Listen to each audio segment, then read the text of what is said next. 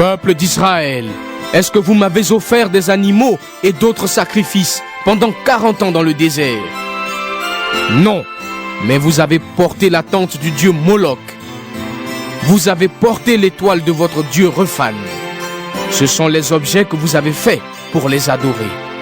C'est pourquoi je vous emmènerai prisonniers plus loin que Babylone. Dans le désert, nos ancêtres avaient la tente de la rencontre avec Dieu. Moïse l'a construite comme Dieu l'a commandé. Il l'a faite d'après le modèle qu'il a vu. Plus tard, les enfants de nos ancêtres ont reçu cette tente à leur tour. Avec Josué, ils ont occupé le pays des peuples que Dieu a chassés devant eux. Ils ont amené la tente dans ce pays et elle est restée là jusqu'au temps de David. David plaisait à Dieu. Alors, il lui a demandé l'autorisation de construire un abri pour le Dieu de Jacob. Mais c'est Salomon qui a construit une maison pour Dieu. Pourtant, le Dieu très haut n'habite pas dans des maisons construites par les hommes. Il a dit cela par le prophète. J'habite le ciel et je pose mes pieds sur la terre. Quelle maison allez-vous me construire? À quel endroit est-ce que je vais m'installer? En effet, c'est moi qui ai créé tout cela. Étienne dit encore aux gens du tribunal. Vous êtes des hommes têtus. Vos cœurs et vos oreilles sont fermés à Dieu. Vous résistez toujours à l'Esprit Saint. Vous êtes comme vos ancêtres. Ils ont fait souffrir tous les prophètes. Ils ont même tué ceux qui annonçaient la venue du juste. Et maintenant, vous avez livré le juste et vous l'avez tué. Vous avez reçu la loi de Dieu par l'intermédiaire des anges. Mais vous n'avez pas obéi à cette loi. Quand les gens du tribunal entendent cela, ils deviennent furieux. Ils grincent des dents parce qu'ils sont en colère contre Étienne. Mais lui, rempli de l'Esprit Saint, regarde vers le ciel. Il voit la gloire de Dieu et Jésus debout à la droite de Dieu. Il dit: Je vois le ciel ouvert et le Fils de l'homme debout à la droite de Dieu. Alors, ceux qui ont entendu ces paroles poussent de grands cris et se bouchent les oreilles. Ils se précipitent tous ensemble sur Étienne. Ils le font sortir de la ville et se mettent à lui jeter des pierres. Ils ont laissé leurs vêtements aux pieds d'un jeune homme appelé Saul. Pendant qu'on lui jette des pierres, Étienne prie en disant: Seigneur Jésus, reçois ma vie. Ensuite, il tombe à genoux et il crie de toutes ses forces: Seigneur, pardonne-leur ce péché. Après qu'il a dit cela, il meurt. Actes, chapitre 8. Et Saul est d'accord avec ceux qui ont tué Étienne. Ce jour-là, on commence à faire souffrir très durement l'église de Jérusalem. Tous les croyants, sauf les apôtres, s'en vont un peu partout dans les régions de Judée et de Samarie. Des gens fidèles à Dieu enterrent Étienne et ils pleurent beaucoup sur lui. Mais il y a Saul. Il veut détruire l'église. Il va dans toutes les maisons, il fait sortir les croyants, les hommes et les femmes, et il les jette en prison. Les croyants qui sont partis de tous les côtés vont ici et là en annonçant la bonne nouvelle. Philippe va dans une ville de Samarie et là, il annonce le Messie. D'un commun accord, les habitants viennent en foule et ils écoutent avec attention ce qu'il dit. En effet, ils entendent parler des choses extraordinaires qu'il fait et ils les voient. Les esprits mauvais sortent de nombreux malades, en poussant de grands cris. Beaucoup de paralysés et d'infirmes sont guéris. Alors la joie est grande dans cette ville. Un homme appelé Simon habite dans cette ville depuis un certain temps. Il fait de la magie et il étonne beaucoup les gens de Samarie. Il dit qu'il est quelqu'un d'important et tous, les plus jeunes comme les plus vieux, l'écoutent avec attention. On dit: cet homme, c'est la puissance de Dieu, celle qu'on appelle la grande puissance. Depuis longtemps, Simon étonne beaucoup les gens avec sa magie. C'est pourquoi ils l'écoutent avec attention. Mais maintenant, Philippe leur annonce la bonne nouvelle de Jésus-Christ et du royaume de Dieu. Tous ceux qui le croient, des hommes et des femmes, se font baptiser. Même Simon devient croyant. Il se fait baptiser et il ne quitte plus Philippe. En voyant les miracles et les choses extraordinaires qui arrivent, c'est lui qui est très étonné. À Jérusalem, les apôtres apprennent que les gens de Samarie ont reçu la parole de Dieu. Il leur envoie donc Pierre et Jean.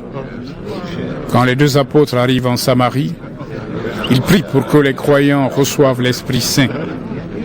En effet, l'Esprit Saint n'est encore descendu sur personne parmi eux.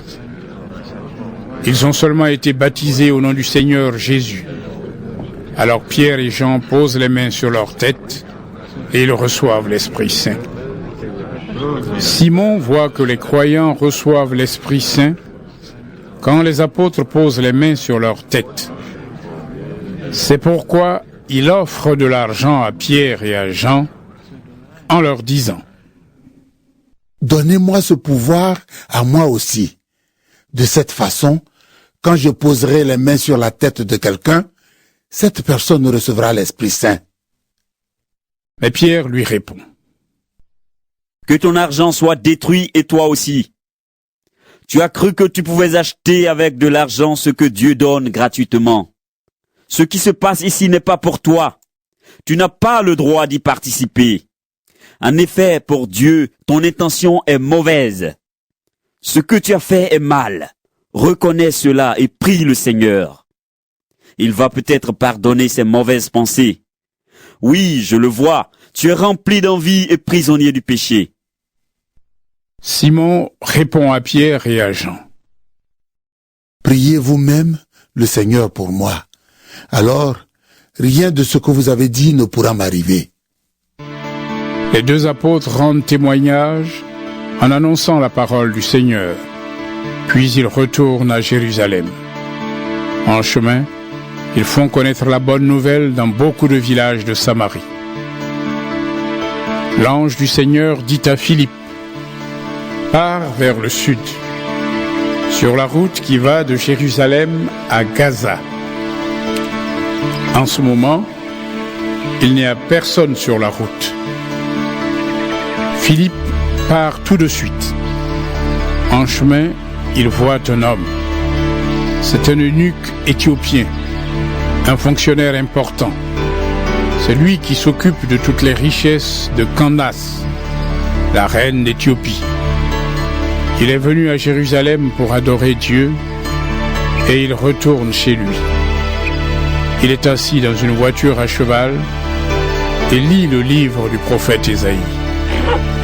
L'Esprit Saint dit à Philippe: avance, va jusqu'à cette voiture. Philippe y va en courant. Il entend l'Éthiopien qui lit le livre du prophète Ésaïe. Philippe lui demande: est-ce que tu comprends ce que tu lis? L'homme répond: comment est-ce que je peux comprendre? Personne ne m'explique.